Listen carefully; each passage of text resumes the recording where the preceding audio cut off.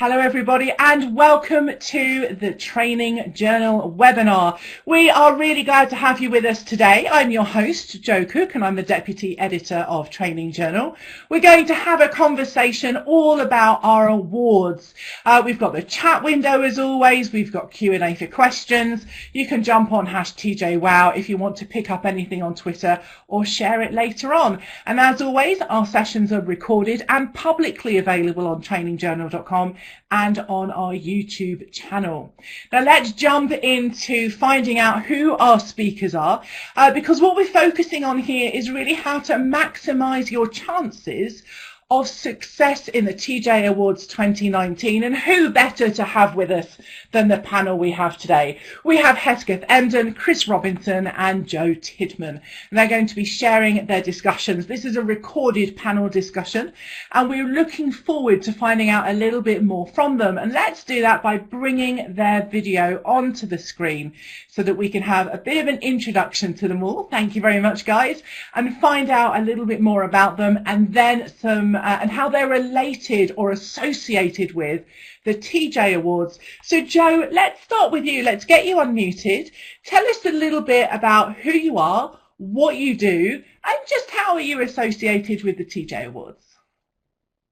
Sure. So Joe Tidman, I work for a company called Johnson Matthey, which is a specialty chemicals company, FTSE 100 company based out of the UK, and I'm the head of learning and development here. I have been with the company for about 18 months, and before that I was nearly 19 years in GSK, big pharma company. I've been doing judging for several years now. I think the last couple of years with TJ Awards. Really enjoy it. Great opportunity to meet some really interesting, talented people, steal a few ideas, and be part of the process. So yeah, really enjoy it, and looking forward to judging again this year. Fabulous, Joe. Thank you so much. I think it's definitely stealing with pride there, isn't it? All those Absolutely. ideas. Thank you, Joe. Chris, let's get you unmuted and say hello to you. Now, you are no stranger to our TJ audience. If you've looked at anything to do with awards before. Chris, tell us a little bit about what it is that you do and how you are associated with the TJ Awards. Thank you. Yeah, I've founded and managing director of a company called Boost Awards. We help people pick and enter awards, and we write award entries, and we do a lot of learning impact evaluation and other research to help people substantiate it. It's not about fudging their stories, it's about helping them pick the strongest story, come up with the right evidence, and then present it in a way that's a good read.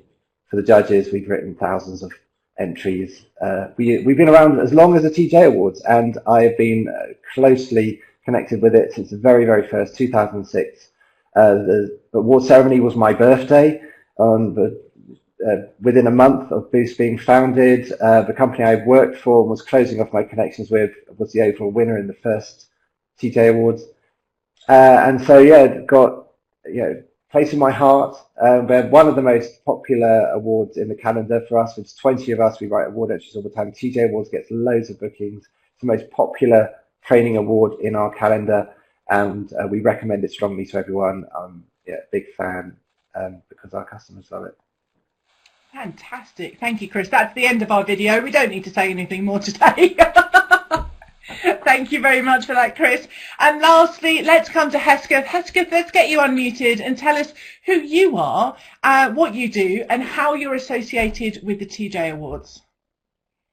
Hi, yes, I'm Hesketh Endon, and I'm a talent management, succession planning, that sort of thing specialist. I've been working in the public and the private sector for as long as my face looks like it has been. Won a few awards myself over the years, and I've been with the TJ Awards, I think this is the third year, and very much as Joe said, you've got a great opportunity to mix with some interesting people, learn a few things as well.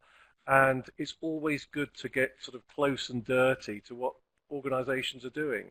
It's fascinating. So whilst it's hard work, it's also very rewarding, and especially when you get to the interview stage, when you get to talk and explore in a deeper sense what people have been actually up to.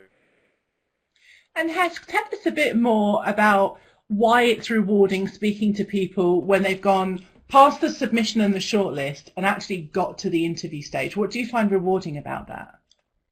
Well, it's an opportunity, first of all, for a two-way dialogue, and you can probe and you can discover how people are thinking, why they've done the things they have. And often it's the learning that happens at the same time. So people in an organization might start off doing one particular thing, and then they modify things because of feedback or something goes wrong. And you get a really good learning point. So, for example, it was 2 years ago, and it was our winners, Barratt Home Developments, that was it. And they were working with the military to help bring ex-service people in as part of the military covenant. And they became housing development managers. I don't use the right phrase there, but they were in charge of a particular site. And what they found, after they'd done all the evaluation and everything based on what they were trying to do, by accident they discovered that the rework on the house, that's when you move in, you have a snagging list because the tap drips and the loft hatch doesn't close. They found the rework on sites managed by these like cross-trained ex-military people was much less than for any other building manager. You think, fantastic, and we discovered that just by accident talking to them, which added to the story and made you realise, blooming heck, this is even better than we thought it was. So anyway, they were a worthy winner. But you discover little snippets like that, which are terribly useful because you bring them up today. Thanks, Joe. And Joe, you know, you've been in this position as well, and you talk about kind of stealing these ideas, but it's about getting inspiration from people, isn't it? So let's get you unmuted first of all, Joe. So just click that microphone. Yeah, no, absolutely. I think it's a privileged role to be a judge at these awards, because, as I say, the people that you're seeing are fantastic in their field, and have done some really good work. And I think, as you say, it is inspirational. It gets your brain going, thinking about your own work and the things you've done and the things you've got to plan, and it can be very inspiring. Can give you some great ideas to take back yourself. So certainly, I see it as a real privilege to be a judge. I always look forward to reading through what people have worked on, but also meeting them in the flesh, and that's really where the passion comes across. It's difficult to get that into a submission, but sometimes you can, but often it really comes through when you see people properly. Really good point. I'm going to come to Chris in a moment in just how to structure your session or your submission. Debbie Carter is our editor-in-chief, and she is with us today. She's not on video today, but I can bring her picture in. Debbie, what are your thoughts on this point? For me, this getting to know what's going on behind the scenes is so valuable, and I'm trying to get more of the winners' stories disseminated so that more and more people can find out what they're doing. And also, I mean, for us as a magazine, it's invaluable for informing our editorial. So, if you like, I think it fulfills so many needs of us as a team. And also, it's great just for these people to take time out to reflect on what they feel is their best work, which often nobody will stop to do because they're just so busy. So that's my 2 pence on that particular subject. Thank you, Debbie. I think you make a great point. It's kind of a virtuous cycle, really, in a lot of ways, in that by submitting an award entry, you're reflecting on what you've done amazing. You're sharing with individuals like the judges, as you say. It's a kind of a privilege and an honour to be able to hear those stories. But also then we as a magazine and a website and a community and a LinkedIn group, we can share those stories more widely to impact everybody's practice. So let's come to the actual submissions. We've still got a number of weeks where our submissions are open for. Chris, you must be the absolute master at this. Give us some ideas and hints and tips. How on earth do we structure our entry? Because there's only so many words available in so many different parts of the kind of the form that we've got.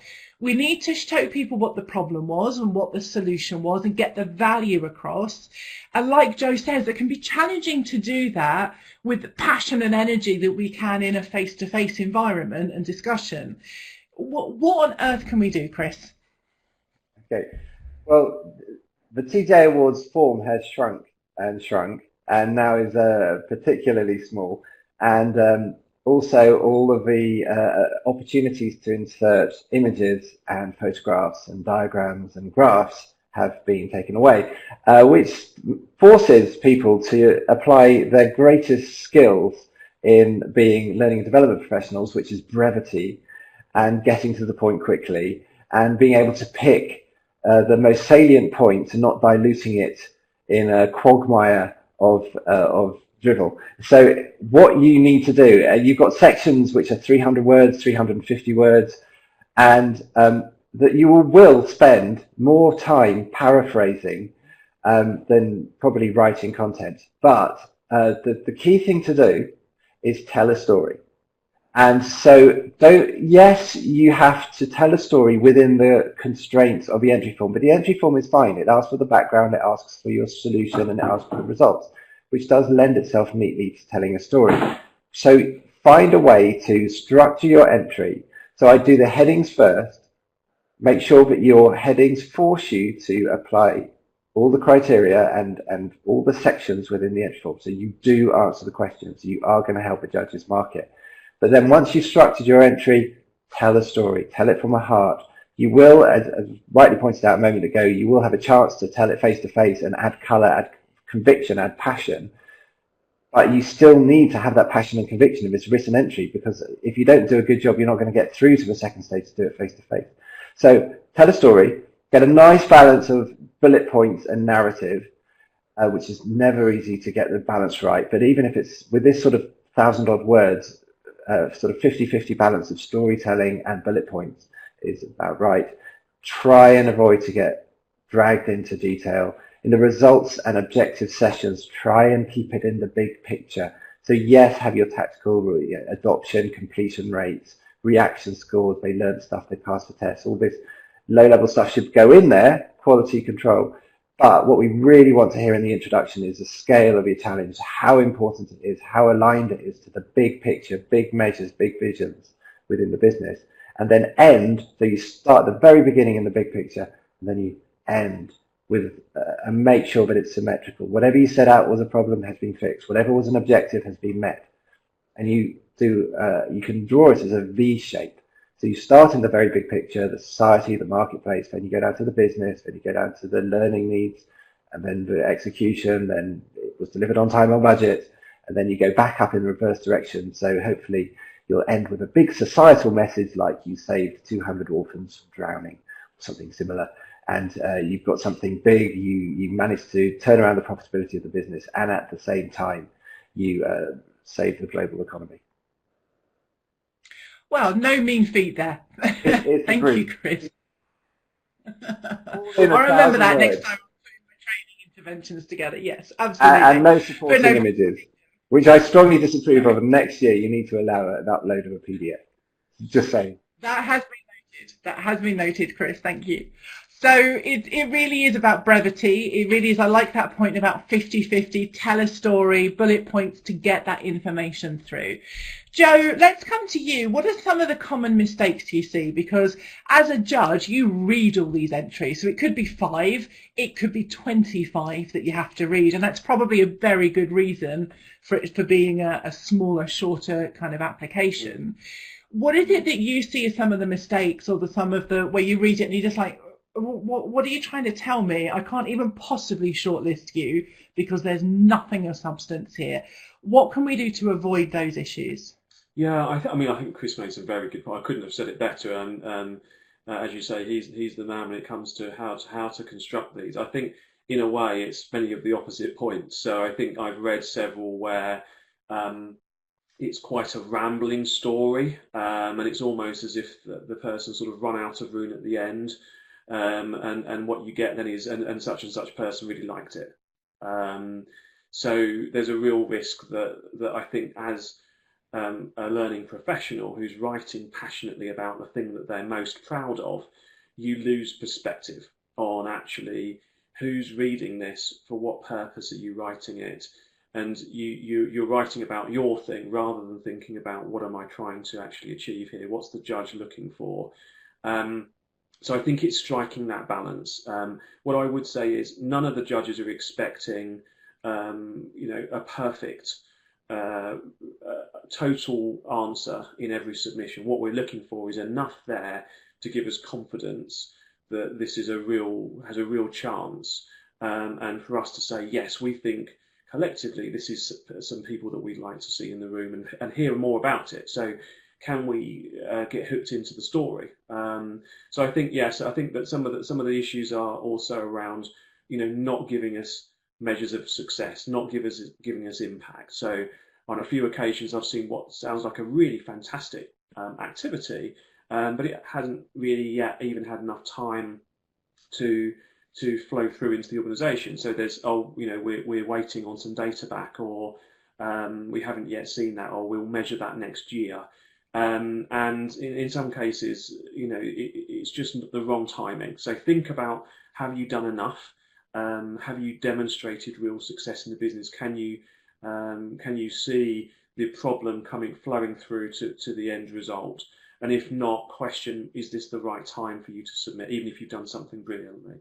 I think the other bit is, all good learning and development professionals know that reaction isn't enough. It's great to see great reaction, but I think we still sometimes see, if I put the CEO says it's really good and the head of operations said it's really good, their reaction is more important than, yeah, okay, it is good to hear that the sponsor's impressed, but actually I want to see, have you developed capability? How have you measured that? How's that increase in capability flow through ultimately into performance? I'm interested in L&D driving performance in the organisation. If you can't prove that, really, you can't get past go.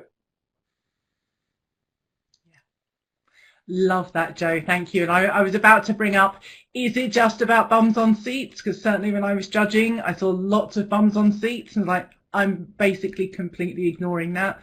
It's a one bullet point that is of vague interest, but far more of interest of other stuff, as you say.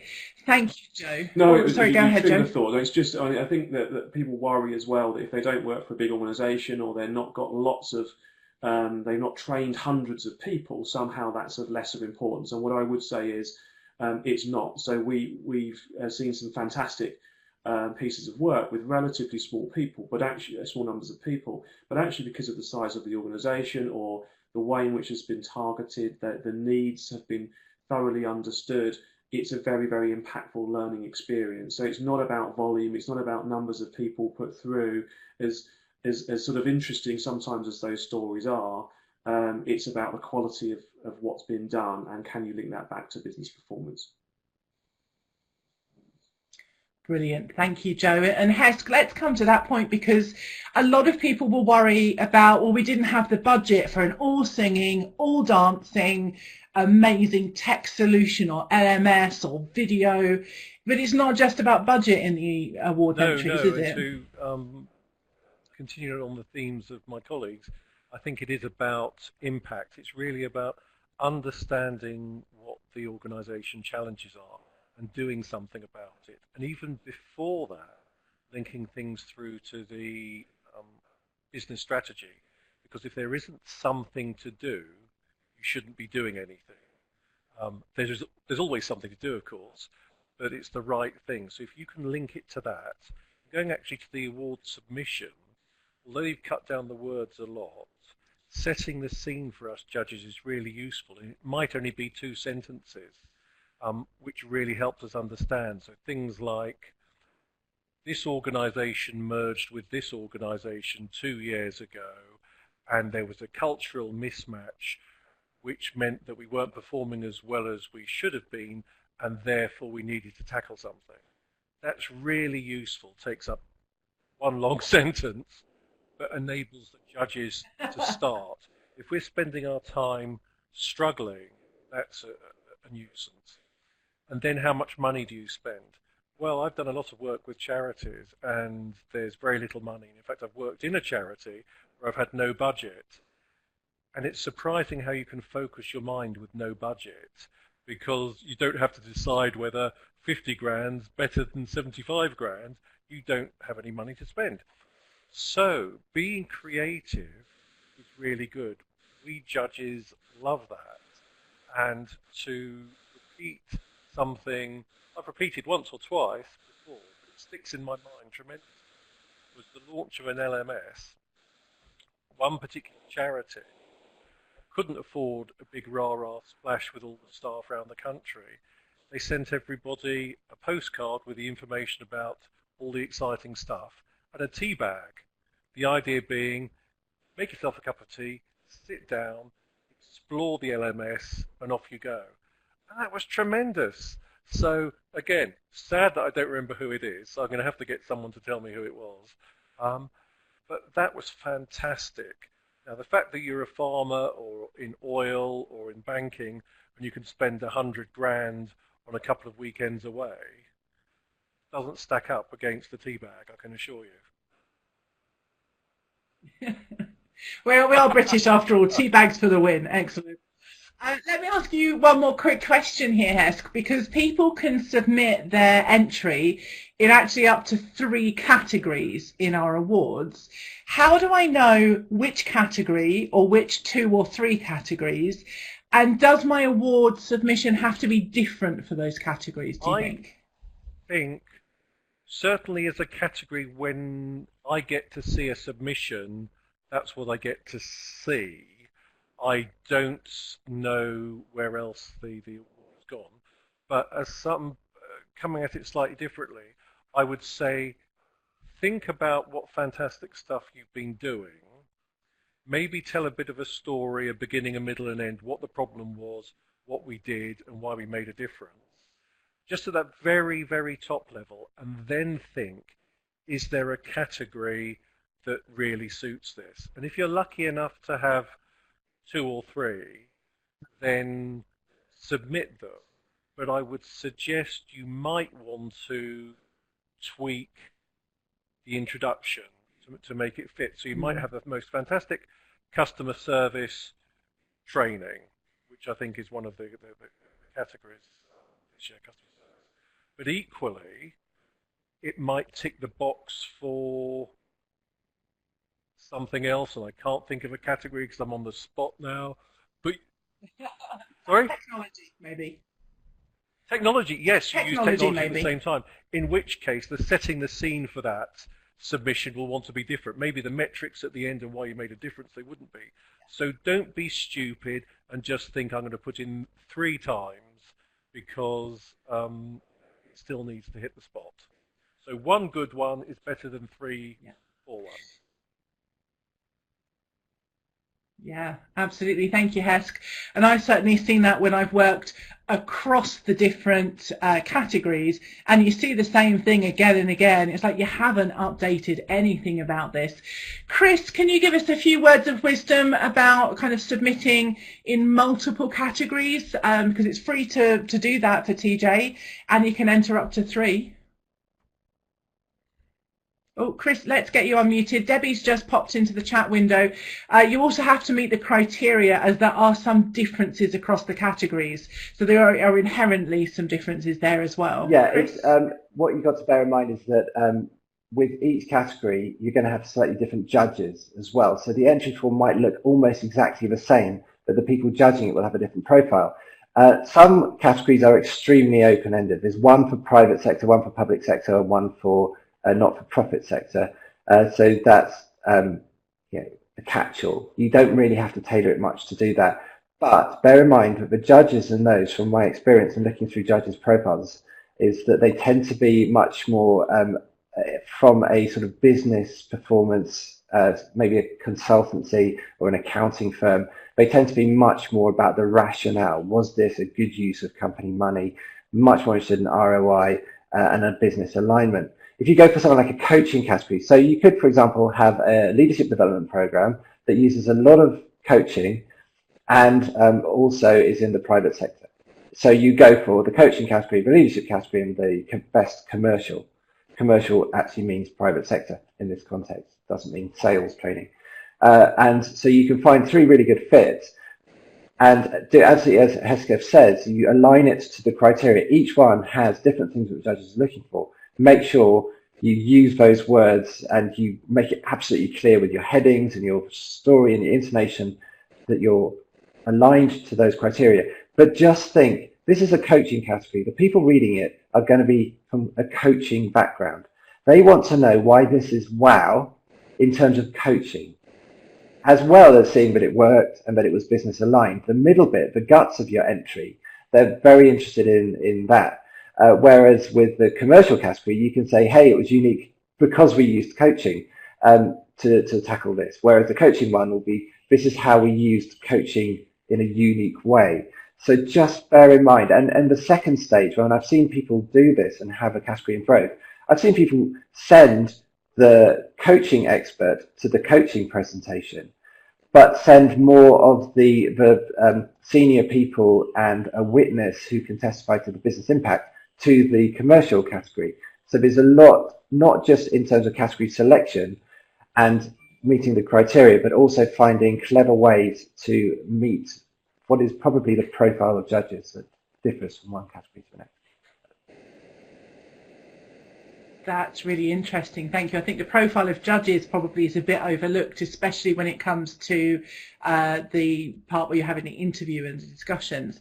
And Debbie's added in the chat window, also some categories are more competitive than others. Talent and leadership get a lot of entries, and the sector-specific ones are a little bit less, as an example. Thank you, Chris. Let's come into a quick summary to wrap up this conversation. Joe, from your point of view as a judge, what are you looking for? High level, top tips. What can I do to leap off the page and get shortlisted and hopefully get actually, I'm just going to reflect because Chris just covered the sort of different categories, and I'm championing the commercial category. I just want to say he's got it spot on from our perspective.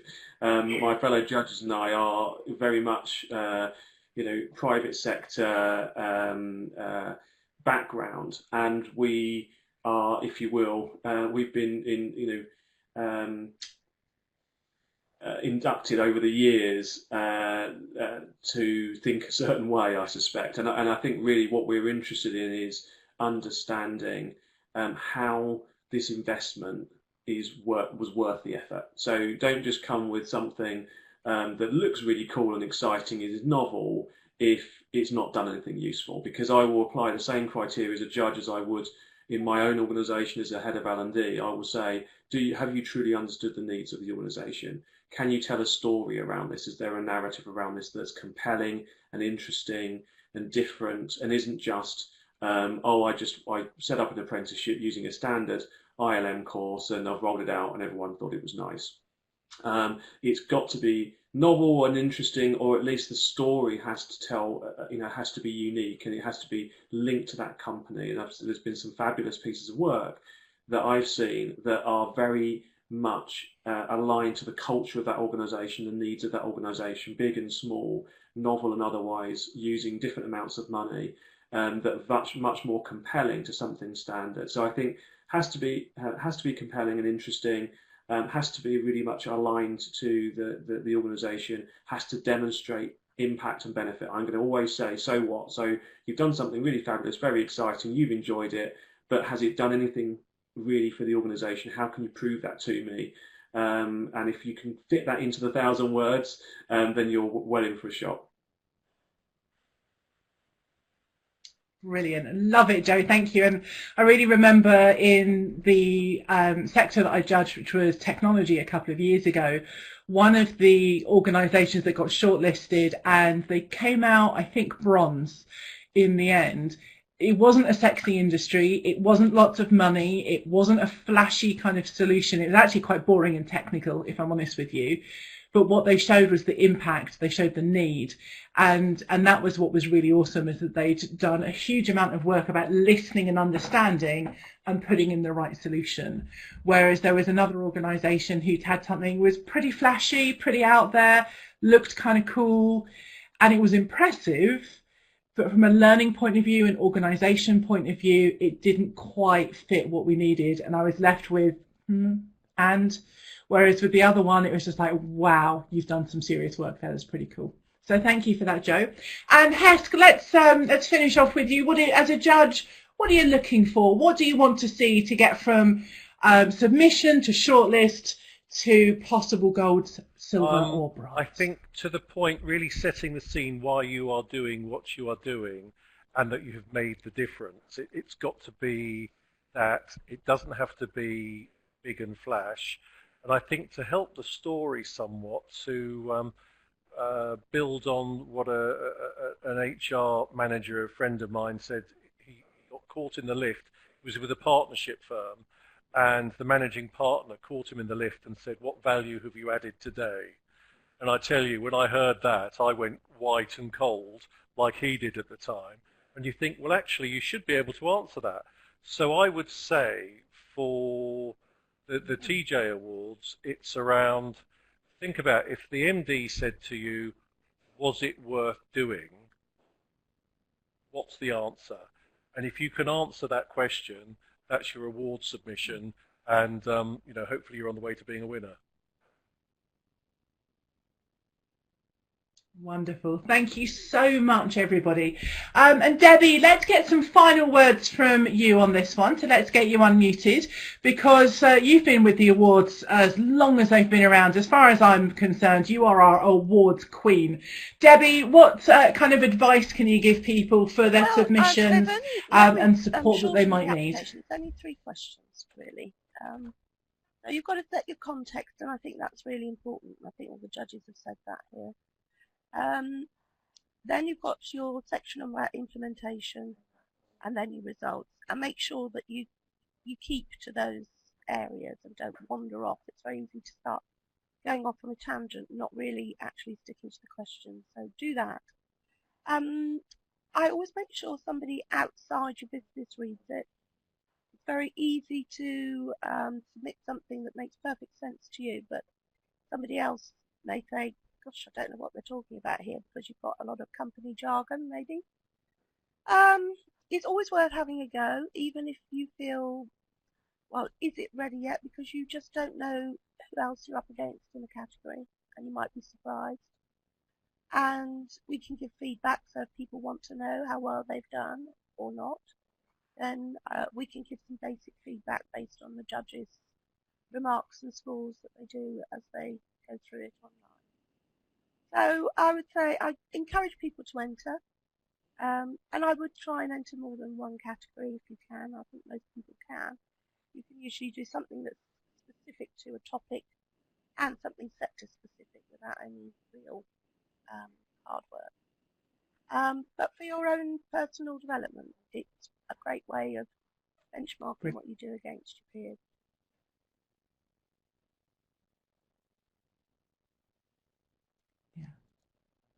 Thank you so much, Debbie. And I've pasted into the chat window there. You can go to trainingjournalawards.com and have a look there. You can also email awards@trainingjournal.com, or quite frankly, email Debbie. She knows pretty much everything you want to know.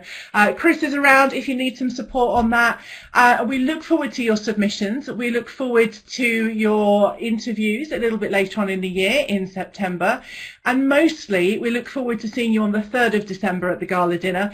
Joe, Chris and Hesk, are you all going to be glittered up and in your finest shiny evening wear? Is that what I can expect from you, or is that just me and Debbie? Hesk is giving us a thumbs up. Joe, will you be in glitter bow tie, maybe, Joe? I'll dig that one out, absolutely. Yeah, especially for that occasion. Thank you. I think, Chris, maybe you'll have to have a sparkly waistcoat in there. I think that's what we're expecting. And bow tie. Excellent. Well, Joe, Chris and Hesk, thank you so much for your time today. We really hope that this video has helped you kind of get that little bit of push to enter an award.